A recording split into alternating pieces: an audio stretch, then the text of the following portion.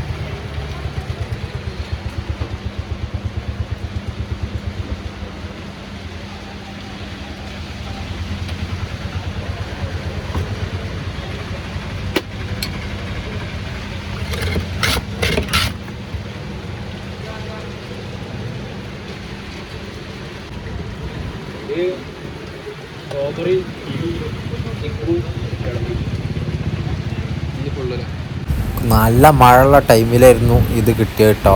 1/2 ലിറ്ററിൻ്റെ അടുത്തുള്ള ഈ ഗ്ലാസ്സിന് 25 രൂപയേ വരുന്നുള്ളൂ. അപ്പോൾ വെറൈറ്റി ആയിട്ട് തിരൂരിൽ വന്നു കഴിഞ്ഞാൽ കിട്ടുന്ന ഈ ഒരു സാധനം നല്ല മഴയത്ത് കുടിച്ചു കഴിഞ്ഞാൽ അവസ്ഥ നിങ്ങൾക്ക് അറിയില്ല. തണുപ്പായിരുന്നു മൊത്തത്തിൽ.